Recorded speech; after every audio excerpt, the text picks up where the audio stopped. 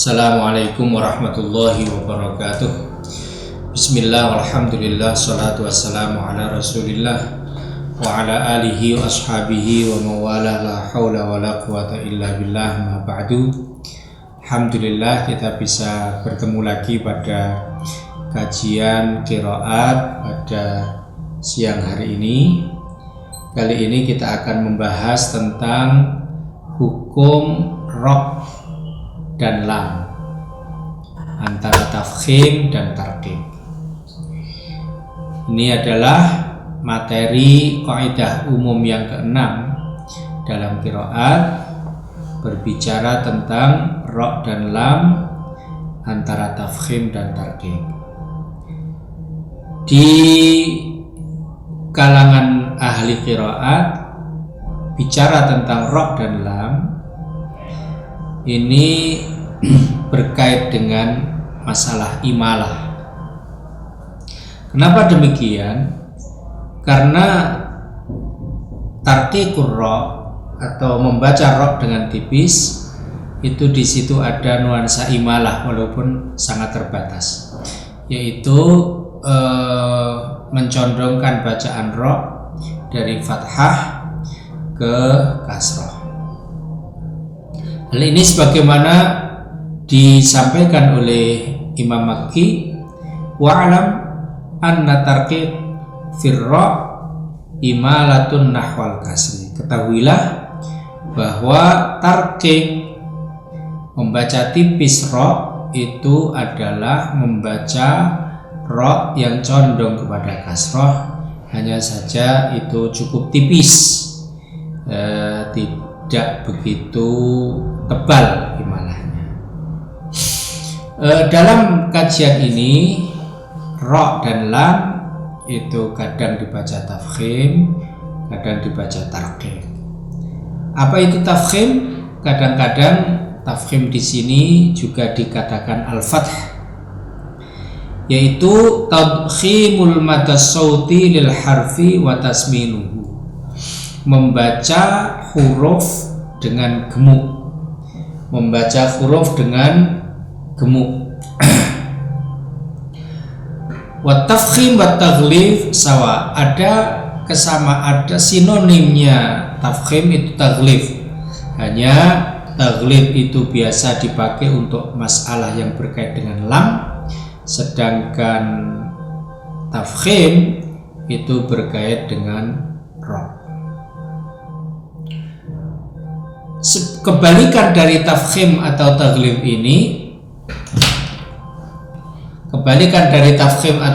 ini, adalah at-tarqiq. Yaitu artinya tarqiq adalah tipis, lawannya dari gemuk. Ra' dalam kajian ini pada dasarnya bacaan ra' itu adalah bacaan tafkhim atau tebal. Hanya kadang-kadang dalam posisi-posisi tertentu ra' itu dibaca dengan tipis. Ra' dibaca dengan tipis ini ada dua macam. Ada yang muttafaqun alaih, disepakati oleh para ulama bahwa itu dibaca tipis, dan ada yang mukhtalafun fih, ada ra' yang bacaan tipisnya itu diperselisihkan. Artinya ada yang baca tafkhim, ada yang baca tarqiq di situ. Ra' yang dibaca yang muttafaqun alaih, yang disepakati itu ada tiga macam. Qismun ajma'al qurra ala tafkhimihi, satu macam disepakati oleh para imam qiraat dibaca tafkhim. Wa qismun ajma'u ala tarqiqihi. Satu bagian lagi para ulama sepakat untuk dibaca tarqiq. Wa qismun ajazu fihi al-wajhain. Yang satu bagian lagi itu para ulama membolehkan dua bacaan, yaitu tafkhim boleh dan tarqiq juga boleh. Baik, kita akan bicara satu-satu. Yang pertama, ra yang disepakati oleh ulama ahli qiraat untuk dibaca tafkhim. Ra yang bagaimana? Kullu ra'in maftuhatin aw madmumatin wa qablaha fathatun aw dhammatun aw kasratun 'aridah. Semua ra yang dibaca fathah atau dibaca dhammah yang didahului oleh fathah atau dhammah atau kasrah 'aridah. Jadi ulama sepakat itu dibaca tafkhim, yaitu ra yang dibaca fathah atau dhammah yang didahului oleh fathah atau dhammah atau kasrah yang 'aridah.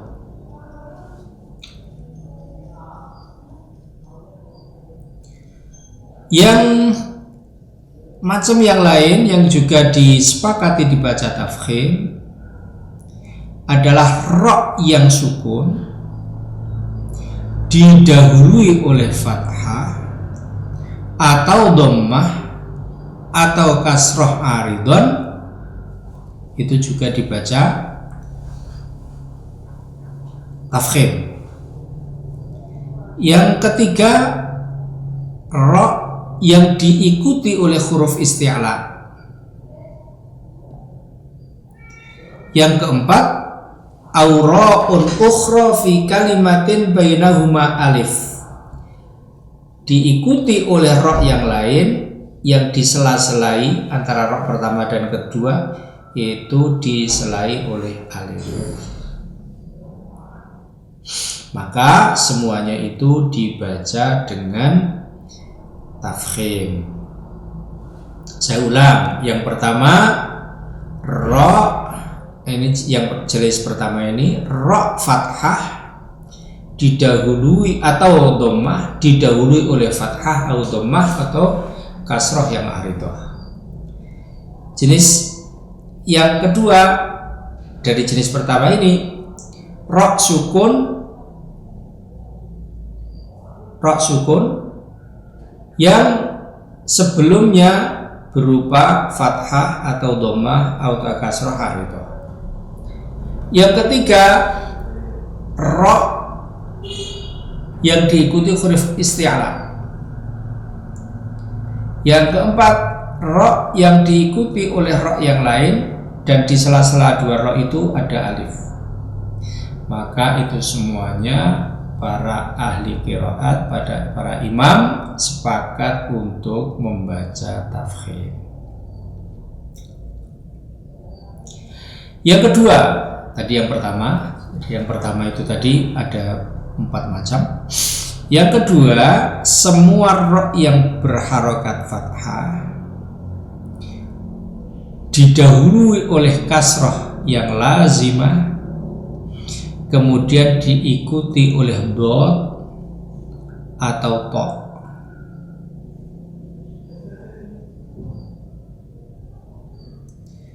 Atau diikuti oleh ra fathah atau ra dhammah. Maka di situ dibaca tafkhim. Au kana al-ismu ajamiyan, atau nama ajam dibaca tafkhim. Itu yang kedua, ra fathah didahului oleh kasrah lazimah, diikuti oleh dot atau to berharokat apapun, atau diikuti oleh ra yang berharokat fathah atau dhammah, yang disela-selai antara dua ro itu dengan alif. Atau yang keempat, isim a'jam. Ini juga dibaca tafkhim. Contoh i'rada, syirad, firar, firara, Israil, Imran, Ibrahim. Kemudian yang ketiga, semua ro yang berharokat fathah yang didahului oleh sukun, oleh shad atau to atau qaf yang sukun. Semua ro berharokat fathah yang didahului oleh shad atau to atau qaf yang sukun, maka itu dibaca tafkhim. Israhum, misra, fitratullah, dan seterusnya. Ini para ulama sepakat untuk dibaca tafkhim. Kemudian yang macam yang keempat, semua ro sukun yang didahului oleh fathah atau dhammah atau kasroh aridah atau kasroh yang lazimah, dan setelah ro itu huruf isti'la yang berharokat fathah, maka itu dibaca juga tebal. Mauji'ukum, kursiyuhu, amirtabu, dan seterusnya. Semua ro sukun yang didahului oleh fathah atau dhammah atau kasroh yang aridah atau kasroh yang lazimah, dan setelah ro huruf isti'la yang berharokat fathah. Ini keempat macam ini ulama sepakat untuk dibaca tafkhim. Baik, sementara yang kedua yang disepakati dibaca tarqiq, satu, semua ro yang berharokat kasroh, kasrohnya aridah atau lazimah, dibaca tarqiq.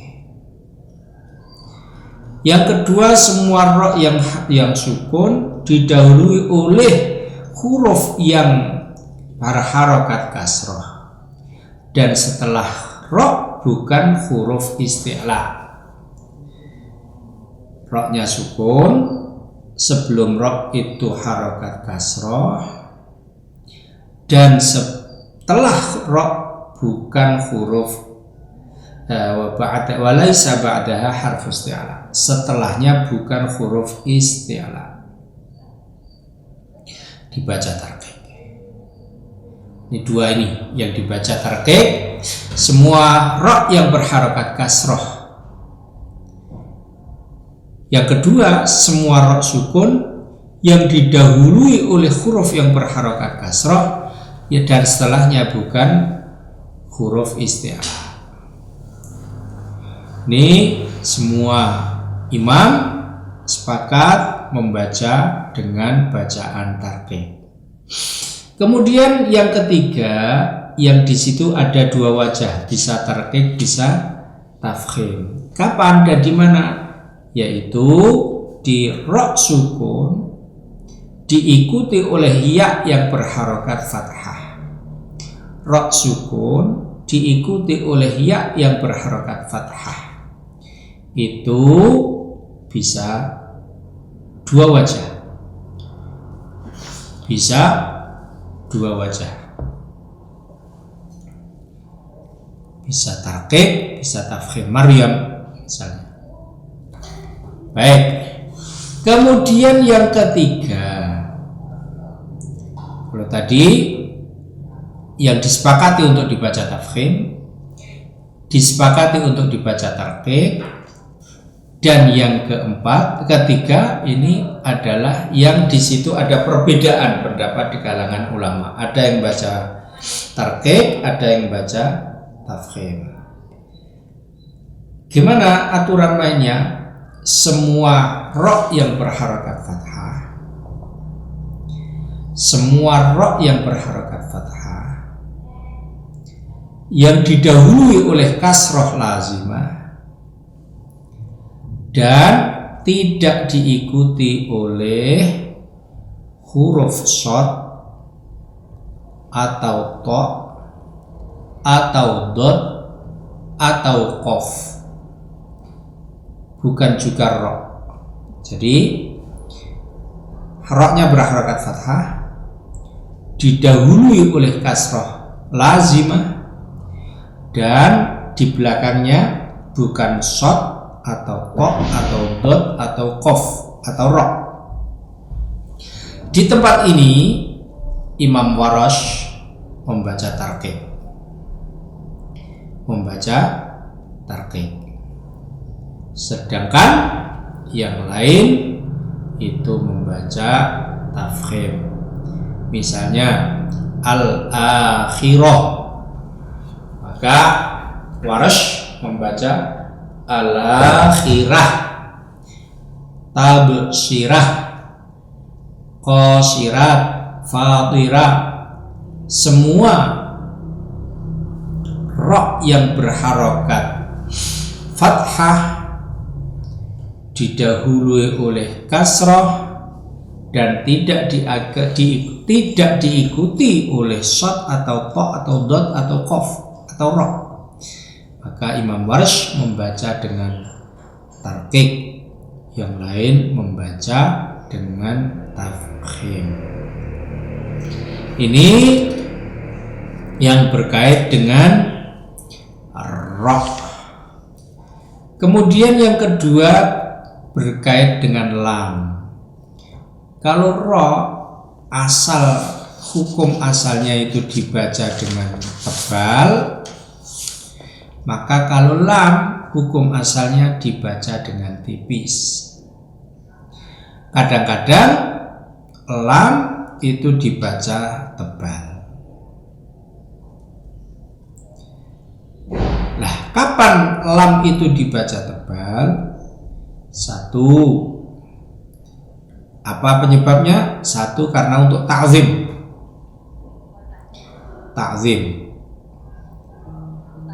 Di mana itu dibaca tebal dengan alasan ta'zim? Yaitu di lafaz jalalah, Allah, la ilaha illallah, dan seterusnya.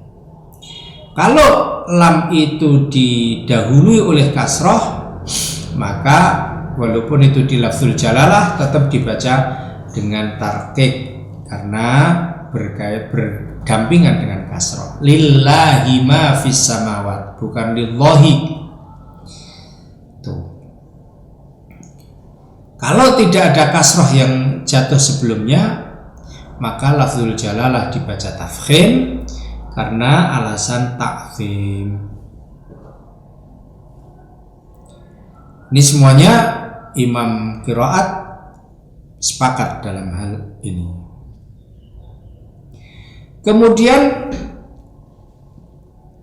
lam juga dibaca taghlif, dibaca tebal jika ada huruf idbaq yang jatuh sebelumnya. Jadi jika sebelum lam ini ada ta atau dha atau shad, maka huruf lam itu dibaca dengan taghlif, yaitu menurut Imam Warsh, kecuali lamnya itu berharokat kasroh atau dhammah. Jika lamnya berharokat kasroh atau dhammah atau dha itu dibaca kasroh atau dhammah, maka itu dibaca tafkhim, dibaca tarqiq. Jadi tafkhim disebabkan huruf idbaq. Ini bacaan Imam Warsh, yaitu jika didahului oleh huruf idbaq dha, ta, shad, itu Imam Warsh membaca dengan taghlif. Kalau lam tebal itu namanya taghlif, kalau ra tebal namanya tafkhim. Sementara yang selain Imam Warsh itu membacanya dengan tarqiq. zalamu, Waras membaca zalamu. Wa man azlamu, Waras membaca wa man azlamu. Was-salatu, Imam Waras membaca was-salatu. Wa musalla, Waras membaca wa musalla. Wa talaq, dan lamnya dibaca taklif. Ini tentang huruf lam. Jadi sederhana cukup, semuanya membaca tartib kecuali di lafzul jalalah yang tidak didahului oleh kasroh, semua membaca taklif. Dan yang kedua, Imam Waras jika lam itu didahului oleh huruf idbat, maka Imam Waras membaca taklif. Selebihnya tartib seperti imam-imam yang lain. Saudara sekalian, inilah pembahasan kita tentang ro dan lam. Dan insya Allah pada pertemuan yang selanjutnya kita akan bahas tentang ha, huruf ha. Sekian, semoga ada manfaatnya. Subhanakallahumma wa bihamdika asyhadu an la ilaha illa anta astaghfiruka wa atubu ilaik. Assalamualaikum warahmatullahi wabarakatuh.